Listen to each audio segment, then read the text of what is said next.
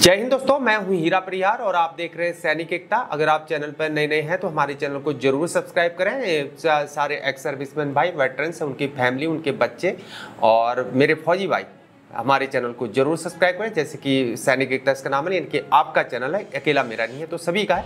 तो इस चैनल को जरूर सब्सक्राइब करें ताकि आप लोगों की वेलफेयर की चीज़ें, इससे आपको जानकारी प्राप्त हो सके। बात करते हैं यहाँ पर जो जिनको ईसीएसएस कार्ड लागू है, चाहे आसाम राइफल को लागू है और यहाँ पर इंडियन कोस्ट गार्ड को भी यहाँ पर ईसीएसएस कार्ड लागू है।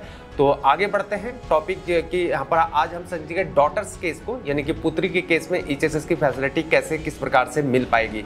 आगे बढ़ते हैं सीधे। Daughters detail must exit in the service record of the pensioner. जो पेंशनर होते हैं उनके जो है सर्विस रिकॉर्ड में जो है उनका उस लड़की का नाम होना चाहिए। अगर फौजी भाई तो उनका ड्यूटी या पार्ट ऑर्डर होना चाहिए।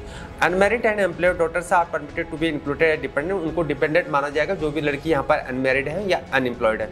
Widowed and divorced daughters dependent on the pensioner and residing with the latter are also permitted to be included.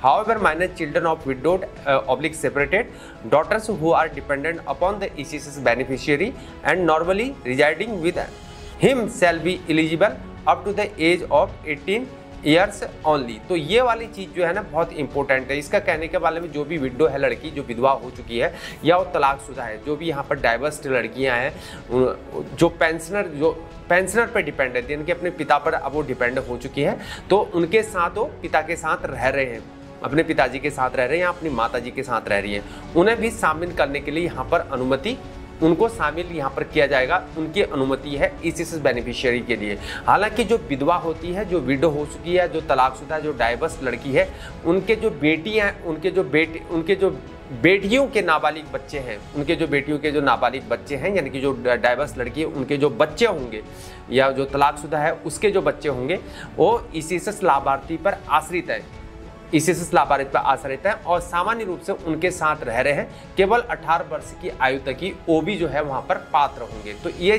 Topic एक बार दोबारा और सेंटेंस बोल देता हूं मैं।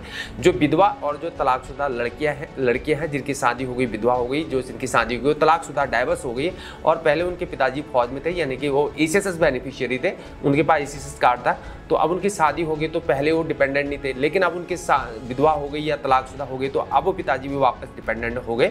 तो उस वाले केसेस में वो क्या होंगे, उनको ईसीएसएस का लाभ मिल पाएगा। और जो उनकी बच्चे हैं, जो उस लड़की के जो बच्चे होंगे, उस वाले केसेस में जो है सामान्य रूप से अगर वो साथ रह रहे, पिता पर उनके आश्रित है, तो उस वाले केसेस में 18 वर्ष तक के आयु के वो तक ही पात्र होंगे। तो ये वाला टॉपिक जो है कंप्लीट होता है मेरा इस वाले केसेस में। आपको समझ में आ चुका होगा कि मैं क्या कहना चाह रहा हूँ।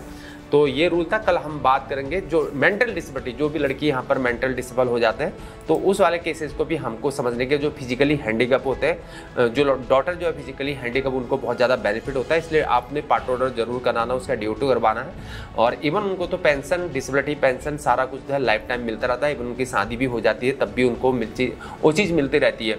और वही जो है मेंटली डिसेबिलिटी होती है तो उसको भी मिलती रहती है। बात करेंगे कल हम इसको टॉपिक को समझने के रखते हैं, ईसीएसएस उनको क्या फैसिलिटी मिलती है। आज मेरा टॉपिक यहीं पर खत्म होता है क्योंकि वीडियो सारी लंबी हो जाती है। बने रहे हमारे साथ। आज तक के लिए इतना ही। जय हिंद, कालिका माता की जय, राम राम और भारत माता की जय।